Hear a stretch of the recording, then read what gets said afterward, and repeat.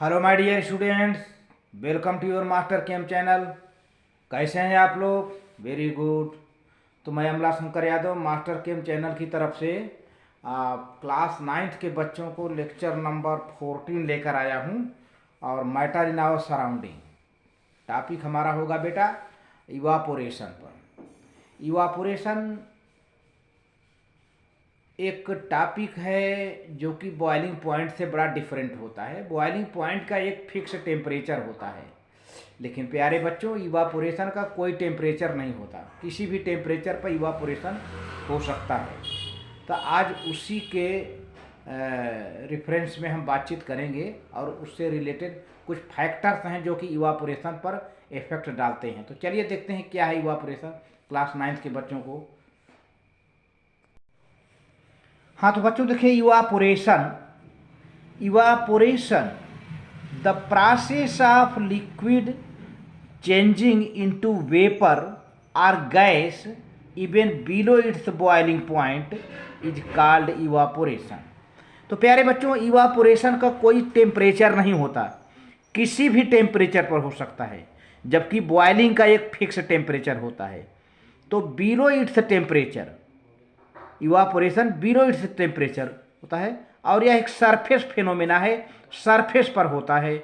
जबकि बॉइलिंग पूरे लिक्विड से होती है, लेकिन इवापोरेशन केवल सरफेस से होता है।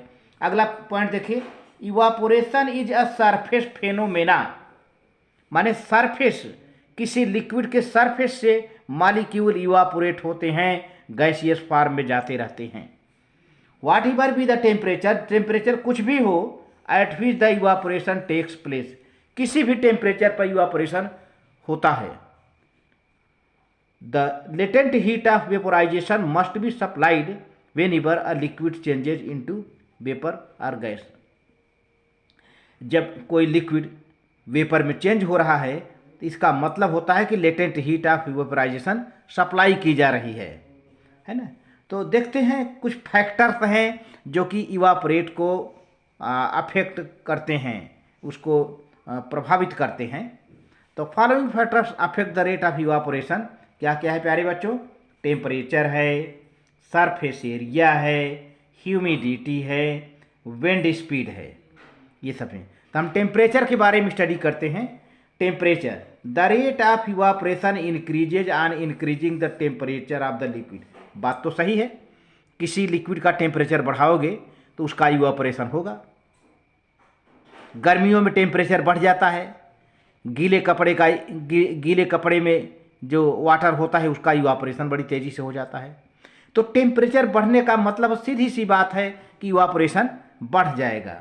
तो एक पहला फैक्टर है जो कि इवापोरेशन को अफेक्ट डालता है। टेम्परेचर कम होगा तो इवापोरेशन कम होगा, टेम्परेचर ज़्यादा होगा तो इवापोरेशन ज़्यादा होगा। The rate of evaporation of liquid can be increased by heating it. तो इस तरह से किसी भी लिक्विड को हीट करने पर उसका इवापोरेशन बढ़ जाता है। तो आगे देखते हैं और क्या क्या है। The rate of evaporation becomes maximum at its boiling point. किसी भी लिक्विड की इवापोरेशन सबसे ज़्यादा कब होती है? जब वह अपने बॉइलिंग पॉइंट पर पहुंच गया होगा। किसी भी लिक्विड का इवापोरेशन सबसे अधिक तब होता है जब वह लिक्विड अपने बॉइलिंग पॉइंट पर होगा। ये है। दूसरा फैक्टर प्यारे बच्चों है सरफेस एरिया। अब देखो, सरफेस एरिया को अच्छे समझा सकता है। आप अगर किसी कप में चाय ले लीजिए और एक तस्तरी में चाय ले लीजिए, तो कौन सी चाय ठंडी हो जाएगी? जो तस्तरी में है या जो प्लेट में है। जो प्लेट में चाय है वो जल्दी ठंडी हो जाएगी, क्योंकि उसका सरफेस एरिया ज़्यादा है, उसमें इवापोरेशन ज़्यादा हो गया। तो इवापोरेशन काजेज कूलिंग है, तो चाय ठंडी हो जाती है। उसी तरह से गीले कपड़े को अगर ऐसे लटका दोगे तो वो देर से सूखेगा, क्योंकि उसका इवापोरेशन कम होगा, सरफेस एरिया कम है, आपने कम फैलाया। अगर वही गीले कपड़े को आप फैला के डालिए तो सूख जाएगा, क्योंकि उसका आपने सरफेस एरिया बढ़ा दिया। तो दूसरा फैक्टर है प्यारे बच्चों surface area. The rate of evaporation increases on increasing the surface area of the liquid. Liquid की सरफेस एरिया, गिलास में पानी गर्म ले लीजिए और पानी एक कटोरे में ले लीजिए तो कटोरे का सरफेस एरिया ज़्यादा रहेगा, वो पानी ठंडा हो जाएगा। गिलास का सरफेस एरिया कम है, देर में ठंडा होगा, है। तो इसी तरह से क्वेश्चन आता है 9th के बच्चों को, why it is comfortable to sip tea in saucer than in cup, है। कप के बजाय प्याली में चाय पीना क्यों आसान होता है? इसीलिए कि प्याली का सरफेस एरिया ज़्यादा होता है और चाय के कप की सरफेस एरिया कम होती है, तो इसलिए प्याली वाला चाय ठंडा हो जाता है। तो इस तरह सरफेस एरिया का फिनोमेना बेटा। After rain the wet roads are dry quickly due to large surface area. आपने देखा होगा बरसात में जब पानी बरसता है, पानी बरसने के बाद धूप कर देता है तो रोड बड़ी जल्दी सूख जाता है, क्योंकि रोड की सरफेस एरिया ज़्यादा होती है। The roads dry quickly. और भी ढेर पॉइंट्स हैं प्यारे बच्चों। When the vast wet class are spread out it dry quickly due to large surface area. साफ किए गए गीले कपड़े को जब हम फैला देते हैं, स्प्रेड आउट जब हम फैला देते हैं तो इट ड्राई क्विकली, यह तेज़ी से सूख जाता है, क्योंकि सरफेस एरिया हमने बढ़ा दिया है, उसको फैला दिया है। अच्छा, अब ह्यूमिडिटी का मतलब क्या है? मॉइस्चर।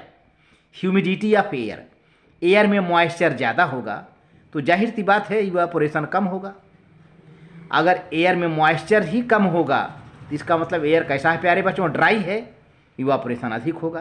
तो उसी पर रिलेटेड है। अब इसमें कुछ अच्छे अच्छे क्वेश्चन भी आपको मिलेंगे। Humidity of air means moisture of air और डैम्पनेस ऑफ एयर। एयर का मॉइस्चर या एयर का डैम्पनेस, एयर में वाटर ड्रॉपलेट्स पड़े हों तभी तो एयर का मॉइस्चर होगा। When humidity of air is low, जब एयर की ह्यूमिडिटी कम होती है तो the rate of evaporation is high. वो तो बहुत बात सही है। जब एयर में मॉइस्चर कम होगा, ह्यूमिडिटी कम होगा, ह्यूमिडिटी लो होगा, तब इवापोरेशन ज़्यादा होगा, हाई होगा। एंड वाटर इवापोरेट्स मोर रैपिडली, और वाटर बड़ी तेज़ी से इवापोरेट करता है। लेकिन दूसरी ओर देखिए, when humidity of air is high, लेकिन वहीं अगर एयर की ह्यूमिडिटी ज़्यादा हो जाए, इसका मतलब एयर में मॉइस्चर ज़्यादा आ जाए, then the rate of evaporation is low and water evaporates very slowly.